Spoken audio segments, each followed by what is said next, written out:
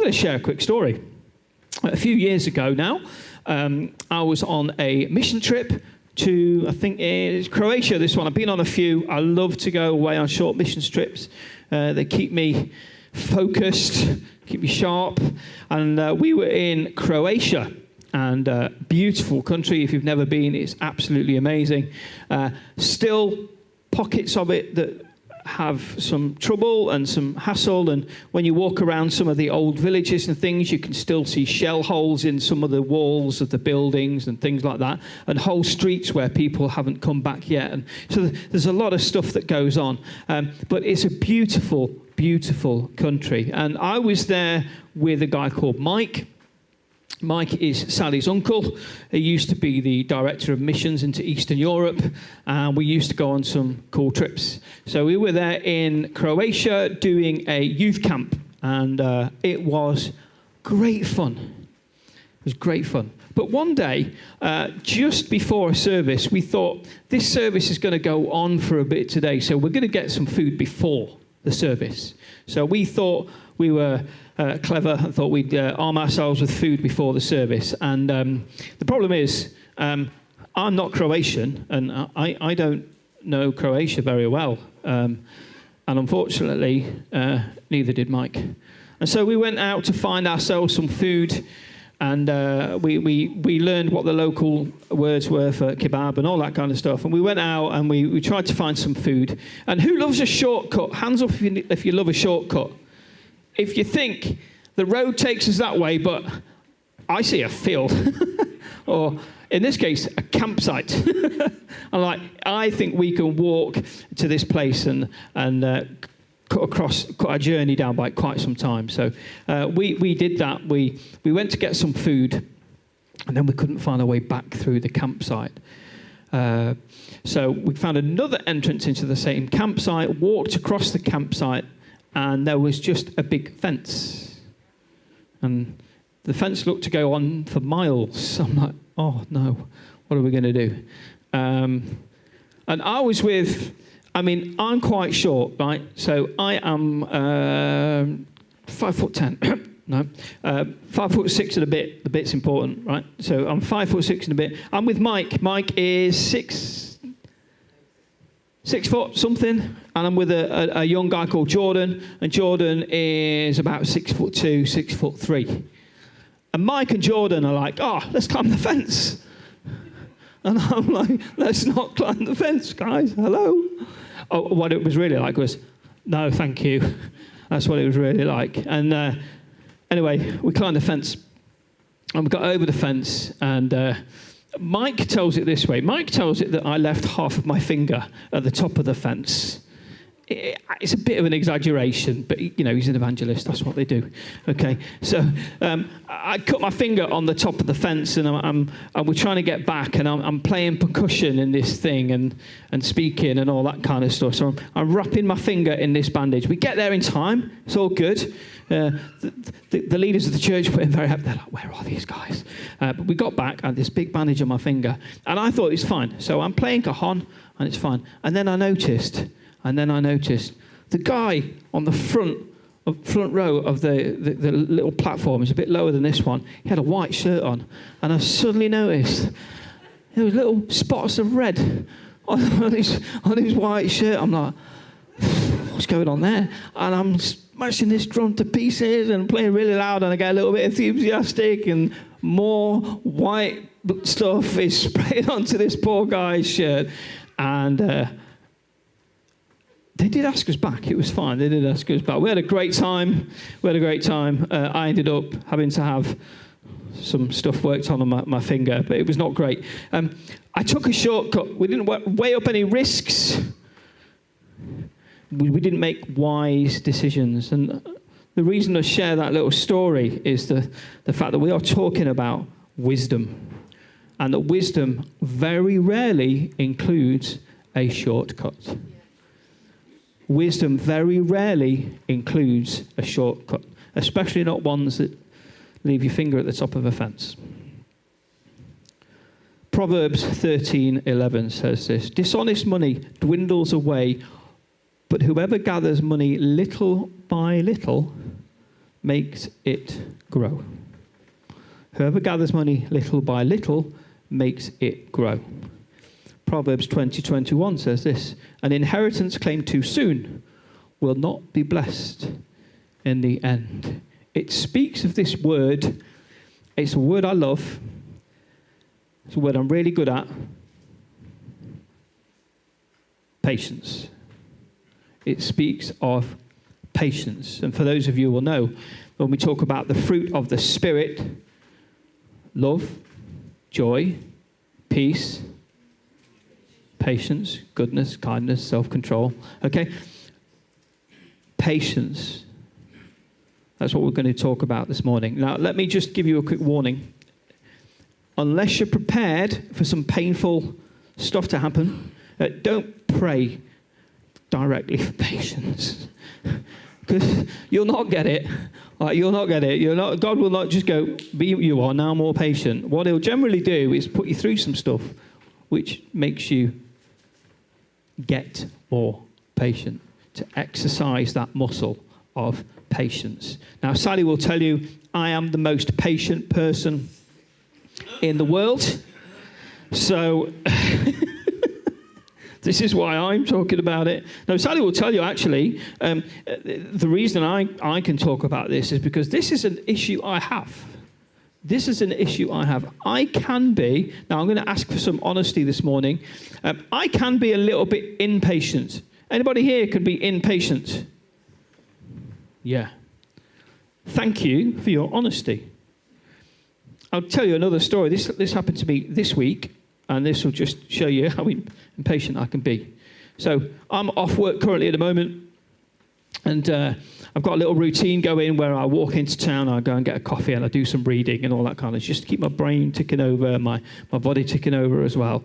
And so I walked into town, and I'd gone to a coffee shop. I won't tell you which one. I don't want to advertise anything. So I was in a coffee shop, and I'm there waiting, and there's a few people in the queue before me, and two guys up, there's a guy just having a full-on conversation with the barista, like about their personal lives. And I'm like, dude, I want my coffee. What are you doing? Anyway, so then he orders the most ridiculous order. I won't even frappa, mocha, whatever it was. Orders this coffee. And then they carry on the conversation. I'm like, and my drink's really simple. A cold brew, because it was nice weather. It's just really, really simple. And I'm thinking, this guy. Anyway, I get to the counter. Cold brew to take out, please. I was so grumpy. It was like properly affected. Just this guy having a conversation with somebody had made me really, really, my impatience had grown so much in that queue. Now, that's a really silly little incident, but that points to a deeper thing. That points to something that's a little bit more difficult to deal with that. And it's called a sense of entitlement. It's called it a sense of entitlement. You see, I thought I was entitled to go in there, get served as quickly as I could, forget what they were doing. That conversation could be really important to those people. That conversation could have been the only real conversation that person had had that week. It could have been anything, couldn't it? And here's me just worrying about waiting 3 minutes extra for my cup of coffee. How ridiculous. I need to be honest now. Hands up if you've ever been in a situation a little bit like that. Have you had to check yourself? I walked out. I almost physically did it. Got a bit of feedback then. I almost physically did it. I almost give myself a slap round the face to go, this is not good enough, Mr. B. This is not good enough to be that level of impatient with somebody when they're just having a conversation. That is not great. Patience is really, really important. So I'm going to ask a couple of questions this morning. So we've learned from Proverbs that wealth gained quickly rarely lasts. Now, I am not wealthy, so you know. Well, I say that in Western terms, I would say I'm not wealthy. But in world terms, we are all in this room relatively wealthy, aren't we? So actually, we should probably always remember that. I don't consider myself wealthy in Western terms, but in terms of the world, then we are all blessed. And I don't even like that word because it suggests that other people in other parts of the world aren't. And I struggle with that. So let's say we are blessed to be born where we are and fortunate to have what we have. Okay, so it's probably too much explanation, but I wanted to make that clear. But I do know this, that if I spend my life wishing upon a windfall, then it can be gone just as fast as it arrives. Anybody here a fan of Only Fools and Horses? Anybody a fan of Only Fools and Horses? Some of the younger guys as well. Sorry about my TV references. The other week I used bread and they were like, what? Sorry. I'll catch up one day. What was the phrase that was always used? What was the phrase that Del Boy used at the end of the show sometimes? He would say a particular phrase. Nobody remember what it was. This time, next year, I'll be a millionaire. This time next year, we'll be millionaires. That's what he used to say all the time. And I remember one particular episode where they did become millionaires. They found a watch in a garage. It was worth millions, and they sold the watch, and they had this. But that went just like that. There are countless stories of people that win the lottery and win millions and millions of pounds and don't know what to do with that newfound wealth. And within years, it's just gone. It's just gone.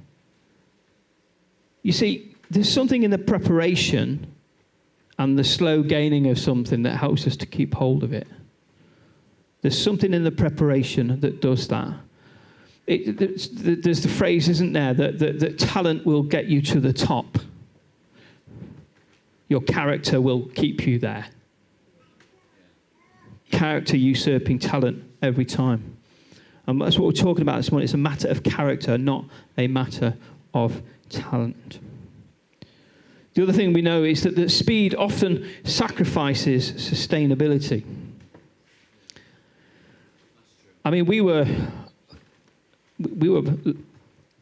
a few years ago, we were able to buy a house off plan in Newark, and we never thought we'd be in that position, and we were, and it was amazing. And every time we walked past our house being built, every day you could see a little bit of progress. It was great. I loved seeing that little bit of progress. You get to a point where they put the windows in, you're like, yes, it's not going to get rain in it anymore. Where the roof's on and where things... You go past, there's just a little bit of progress every day. I'd be really worried if we walked past one day and it was foundations and the next day it was completely built. I'd be really worried by that. Because there's nothing to say that what's been done has been done properly. It's just been rush built and it could fall down at any moment. Okay? It's the same when we're talking about our finances, but also the same as we talk about when we talk about our own ministries and things that we're involved in. Very, very often, God takes us on a journey of something to discover who we are and to outwork our purposes, rather than go, you, do that now. That does happen. That does happen on rare occasions. Making people cry already. That does happen. But most of the time, we go through a process. Most of the time, it can feel slow going, can't it? Anybody ever had a promise from God and it's not come to pass the next day? Slow going, right? Do we get a little bit impatient? Absolutely. And actually, a tiny bit of impatience is not such a bad thing, I don't think, because at least it means we still want it and we're still working towards it. And so maybe a little bit of impatience that way is not so bad. But really, it's about taking time to understand what God says about us, figuring out what that means, and then just asking God to drop something into our hearts. Now, hands up if you were here last week. I'm getting you to do a lot of hands up, aren't I? Sorry about that. I'm not sorry at all. Just make sure you keep it engaged. It was an incredible week. Pastor Sean from Bridge Church in Lincoln spoke.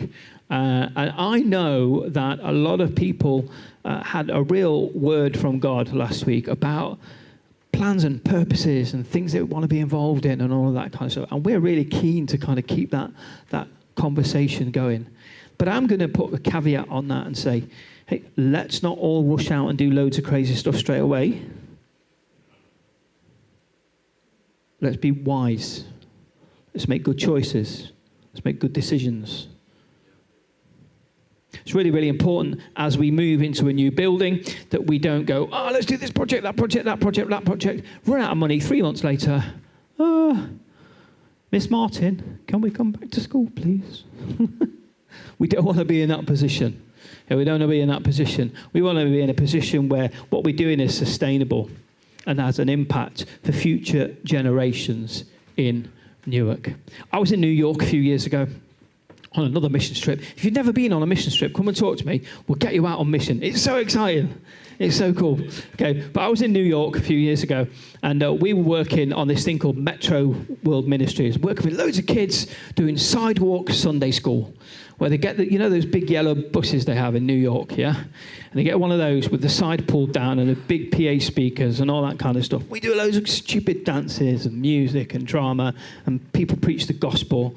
And then once a week on a Saturday, you bus everyone into church. So they have like 5 services, and they have about 800 kids in each service, bused from all over the city. It's absolutely incredible. A guy called Bill Wilson. It's just phenomenal. Blew my mind.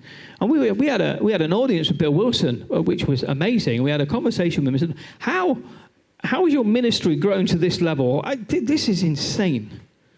How has your ministry grown to this level? He says, we've just been here. We've just been here. It didn't explode overnight.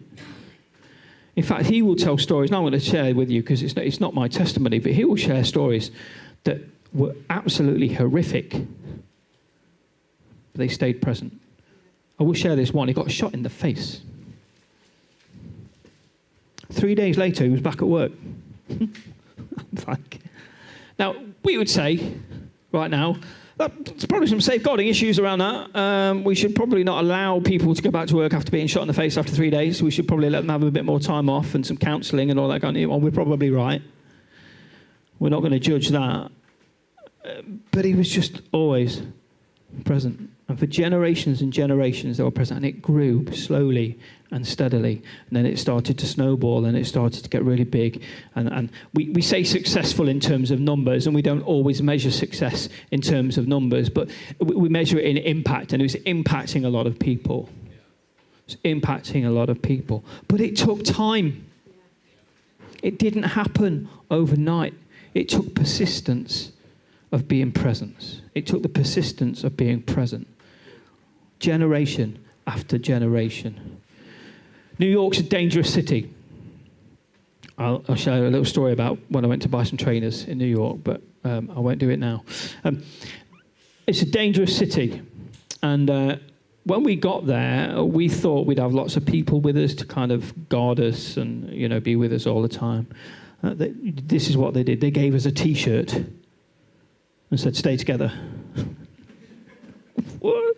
Now, on this T-shirt was a bear called Yogi. So they literally stolen this bear as their mascot.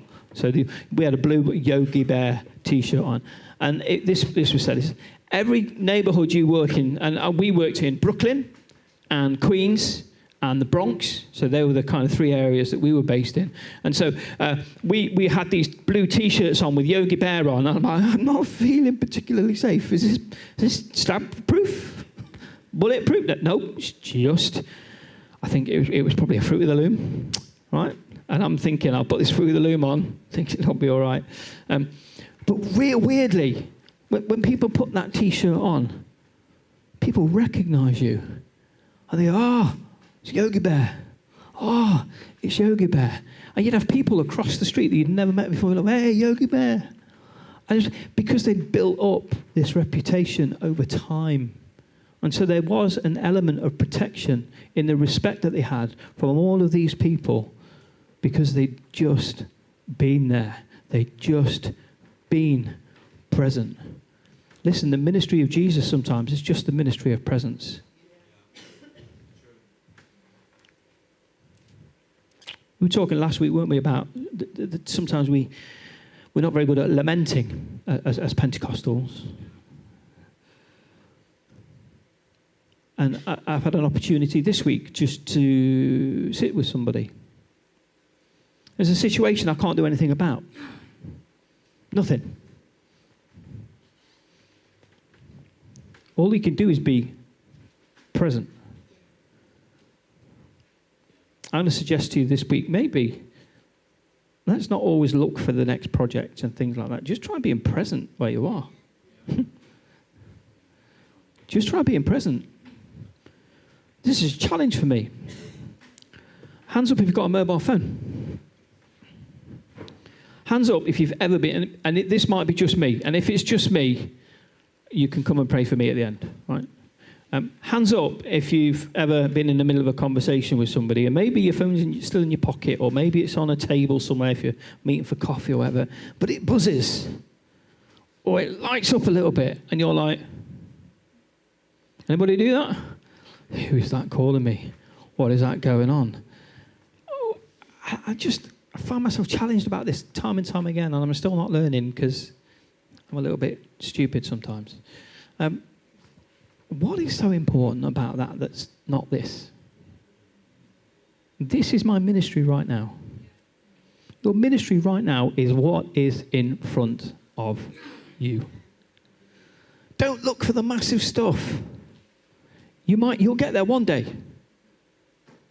But you'll get there one day by doing what's in front of you now, consistently, showing up, being present. Not built on this thing that just happens overnight, but built on foundations that take time to build and time to get right and to get correct. Now, something for you to think about. What is God slowly building in your life? Just have a think. Close your eyes. I'm not going to put any soft music on. It's okay. You won't fall asleep. And unfortunately, I don't have that kind of voice either. Just close your eyes a second. What is it that God is slowly building? Not what is the big bombshell that's going to explode and just, ta-da! What is it God's slowly building? What is it that God's given you years ago that still hasn't come to pass, that you know is still there?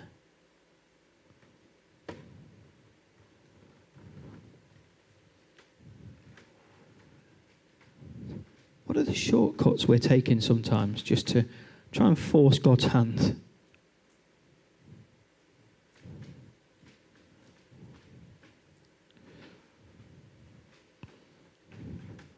Okay, open your eyes. I just wanted to get you thinking this morning about what are those things in your life in particular that God is building. God is building slowly, patiently.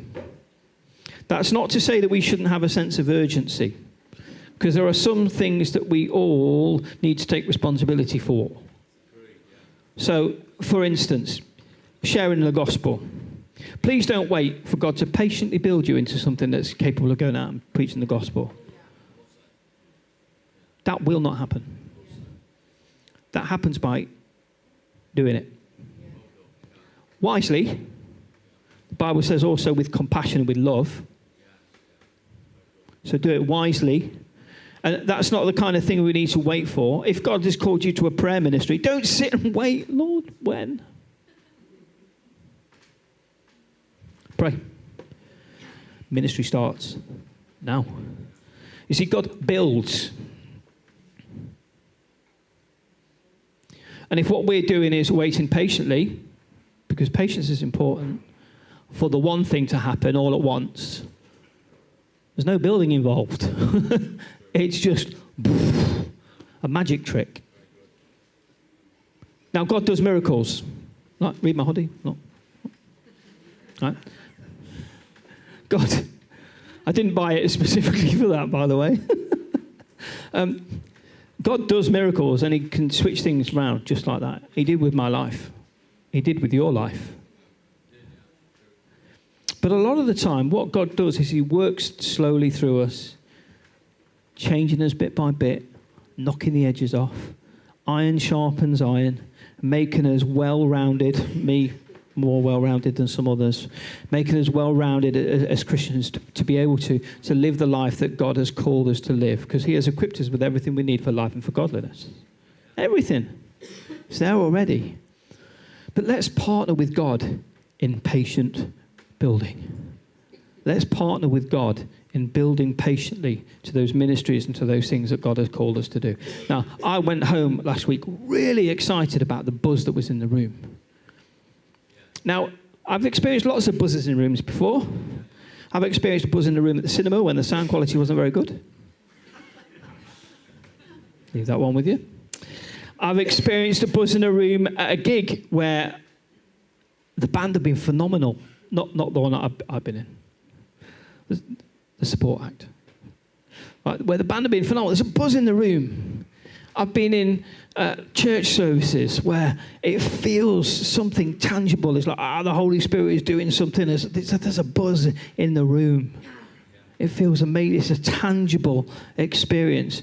And I went home feeling this tangible experience that God had spoken to people that day. And Sal and I were talking about making sure we don't lose that. Not that we're chasing recreating it either. We're not chasing yesterday. But we want to build patiently. Build patiently on what God has given you.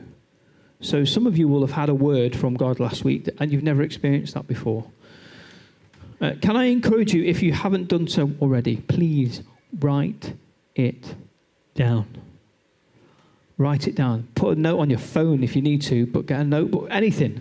Just write it down. Date it. Time it. Who said it? It could just be, I felt the Lord say this. It could say, Sean said this, and it made me feel this, like I ought to do this. I'm giving you sentence starters, is what we call them. I just want to encourage you to do that, because sometimes they're part of the plans. We talked a little bit about foundations. We also need a plan. And they're a part of the plan. Those written things that are written down, and they're there that we can go back to when we're not feeling it. Because I'll be honest, God spoke to me years ago about a couple of things that Sal and I would be involved in, and then it didn't happen.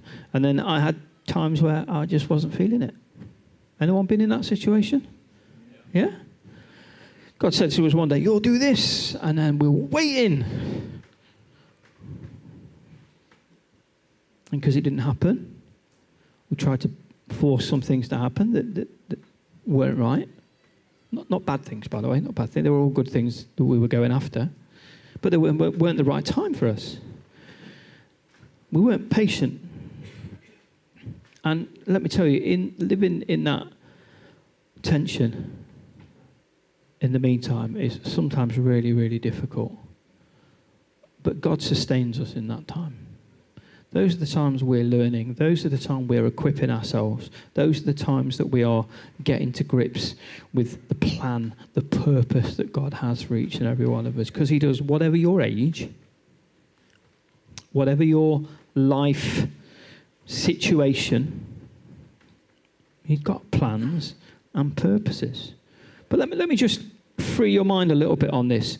Don't think that those plans and purposes are set out on a little tightrope that you have to walk. And if you, I can't move, I'll fall off. I'll do it on there, but I'm not steady enough. It's not like that. Of course, God has plans and purposes for you, but we're all human beings, and those plans and purposes can look different. God wants you to have choices. God wants you to be safe. I've heard it once described as a field with fences. He's not going to let you fall off the cliff, but neither is it a really a path, a tightrope. It's a narrow path, indeed. It's not a tightrope. There's a big difference between a tightrope and a path. If you stumble off a path, you can get back on a path. If you stumble off a tightrope, let's say it's across the Grand Canyon. Let's do that one. If you stumble off a path, you can get back on the path, right? If you stumble off a tightrope across the Grand Canyon. But so many people, when I was growing up as a Christian, I thought this was when I was 15, 16, I became a Christian. And I always thought that God has this plan and this purpose. And if I step outside of that, or if I've got that wrong, then God can't bless me at all. That's crazy thinking. It's crazy thinking. That's not what it is to be human.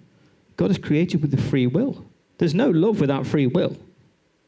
We're just beings that do everything that God says. Now, we do that because we love him, not because we're made to. Not because we're made to. I've gone off piste there, sorry. Apologies for that. Band. See how subtle that was? The one thing I don't do is subtle very well. Band, can we have you on the stage, please? And we're going to sing this song, Make Room. We're going to make a room. I don't want you to necessarily stand and sing and worship at this point. I want the musicians to play over us, if you like. Take some space. Take some time. It's no good us saying, we'll give time for this, and then telling you what to do in the time. So we give time to this for you to... You can stand up and worship. You can kneel and worship. You can do what you need to do. But actually, we're just going to create just 5 minutes of space. And then we're going to come together at the end and pray for one another before we go out. And after that, there will be a prayer team down here as well. So if there's something specific that you want prayer for, okay, then please come and pray. I think it's me and Anne today. Okay? So if you're lucky, you'll get Anne, because she's a much better prayer than I am. Okay? So please, if you do need some prayer today, come down to the front and we will make that happen.